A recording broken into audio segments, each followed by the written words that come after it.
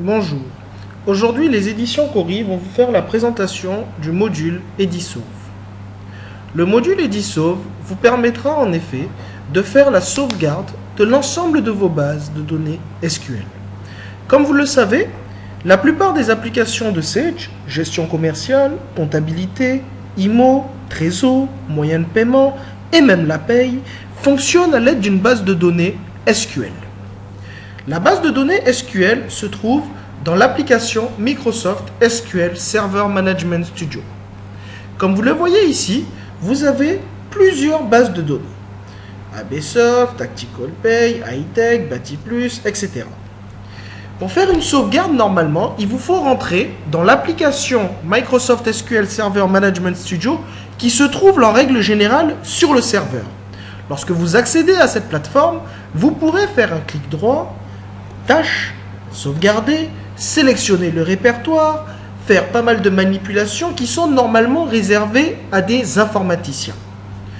L'outil Edisauve, qui est disponible pour une sauvegarde des bases SQL, vous permet d'avoir une authentification. Donc tout d'abord, vous allez vous authentifier. L'utilisateur se connecte.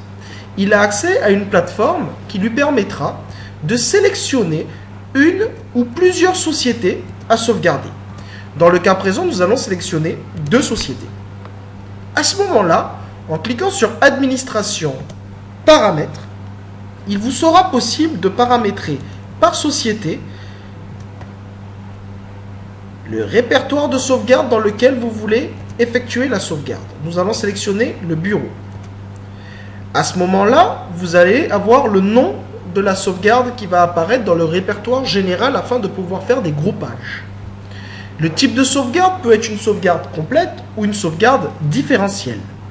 Et enfin, la réception alerte mail de sauvegarde qui permettra, lorsque je fais une sauvegarde, d'envoyer un email de manière automatique au responsable de la société pour lui prévenir que l'utilisateur lambda a bien fait sa sauvegarde à un instant bien précis. Vous allez appliquer. Pour le répertoire, pour la base de données bijoux, il vous faudra aussi sélectionner son répertoire de destination. Nous validons et on applique. À ce moment-là, vous avez donc fait la préparation pour la sauvegarde des bases. Une fois que vous avez fait ça, donc je vais relancer l'application, je me connecte, et là vous allez voir que l'ensemble des éléments que nous avons enregistrés est bien paramétré directement. Donc, pardon, je me suis trompé, je clique sur Administration, Paramètres, et vous voyez que dans les options, nous avons conservé le répertoire de sauvegarde. Nous avons sélectionné donc 2 sociétés, AB Softwork et Bijoux, et nous sommes dans la plateforme de sauvegarde. Vous avez en fait le mois en cours. Pourquoi? Nous prenons le cas par exemple des sauvegardes de paye. Comme vous le savez, vous pouvez par exemple être en train de faire la paye du mois d'octobre alors que nous sommes en novembre. Dans ce cas précis, il vous faudra tout simplement sélectionner octobre et lancer sauvegarder. Si ce n'est pas une base de paye, il vous suffira tout simplement de cliquer sur le mois en cours dans lequel vous êtes pour pouvoir faire la sauvegarde du mois de novembre. Nous allons cliquer sauvegarder. À ce moment-là, vous avez un message. Voulez-vous sauvegarder la base de la société ABSoft avec les paramètres année 2015, mois novembre, chemin de sauvegarde, type de sauvegarde, la date et l'heure de l'action. Vous cliquez sur oui. Automatiquement, le système va créer sur le bureau, donc sur le répertoire qu'on a sélectionné, le répertoire de sauvegarde. À l'intérieur de ce répertoire de sauvegarde, vous allez donc avoir le répertoire ABSoftwork. À l'intérieur de ce répertoire ABSoft, vous allez donc avoir la sauvegarde qui est un point de pack qui contient le nom de la société, le mois de sauvegarde, exécuté à 15h39 le 3/11/2015. Nous revenons sur l'application, la sauvegarde est effectuée. Rappelez-vous qu'on a sélectionné 2 sociétés. Donc, lorsque nous cliquons sur OK, il vous envoie un autre message. Voulez-vous sauvegarder la base bijoux? Vous cliquez sur oui.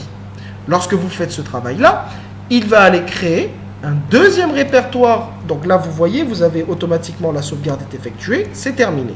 Vous venez à l'intérieur donc du bureau.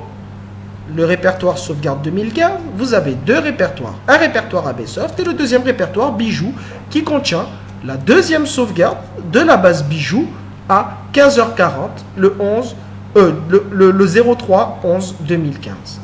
Cela vous permet donc de pouvoir effectuer autant de sauvegardes que vous désirez à partir d'une seule plateforme pour le nombre de bases que vous aurez sélectionné.